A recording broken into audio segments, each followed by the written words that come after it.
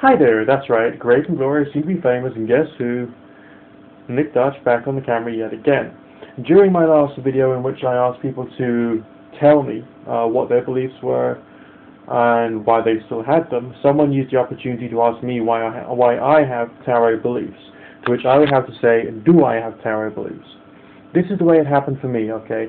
I had strange experiences. I wanted to try and understand them, and I went through this, what you could roughly call a New Agey phase, in which I tried to understand what I was going through. The things I had experienced was seeing things such as ghosts, and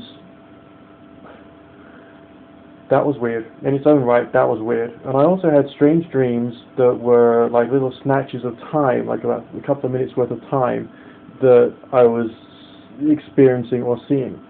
And I would normally be able to know which night I had this particular dream on, and then maybe 5 nights later, what I would be seeing with my own eyes would be precisely what I was dreaming of that on that night.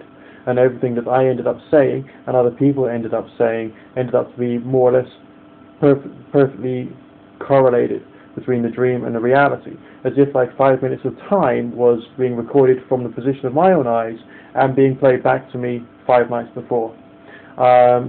My assumption was that this is a prophetic something or other. I've got to learn how it happens, how to control it, how to influence it, how to use it, basically. And that's what led me to buy my first pack of tarot cards. It was not the other way around. It's not a question of I'm going to choose to believe something. You know, I wanted to understand this stuff so I could then control it, so I could then use it. After a few experiments with tarot, I don't think that I was actually being a diviner. I felt that I was being a person who was trying to find creative ways of looking at his own mind. I was reading a lot of stuff about psychoanalytical theories about tarot, and the fact that I might be using like a meditative state to drudge stuff up from my subconscious mind. So that wasn't actually prophecy, but I did think to myself, maybe I could, you know, turn this into my career later on down the line. And that's one of the reasons, because I wanted to be someone who could help people. I wanted to be someone who could sit down there and talk to people and help them out. But I didn't really want to be a counselor because I felt that was a little too restrictive. I actually thought that being a tarot reader would actually be better for myself and for the clients, and I'll be in a position to be able to help people. So my belief is that I'm in a position to help people. And yes, sometimes during a reading, strange things do happen, which I may then relate to the client, and that may be of interest or use to them somehow.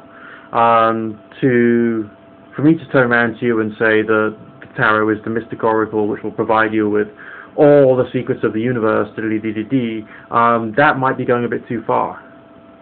It might be, okay? So that's why I don't really do that. And I actually tell people, tarot is an entertainment service that provides the therapeutic benefit of a conversation. Now, I'm still pursuing my personal goal of trying to understand strange experiences that I've had. I use prayer and meditation as the ways of doing mind-altering stuff to try and re-experience seeing ghosts or seeing angel-type experiences, as well as attempting to do the prophetic stuff and spiritual healing stuff. And I get inspiration for different methods of how to do this strange stuff through some New Age books, as well as trying to, and I say trying, okay, to analyze what I'm doing and what I'm experiencing to see whether there can eventually be some kind of formula that I can put in place to try and reliably get a result. But it's because the whole world and the human brain and the human body is so complex, I don't think that we're ever going to have like a fixed set of ideas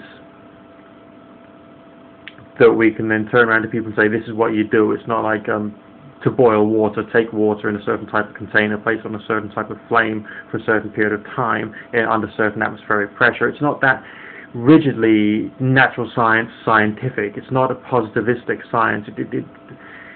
The way that it appears to be is partially through intuition, partially through contemplation, and just to see what the heck happens.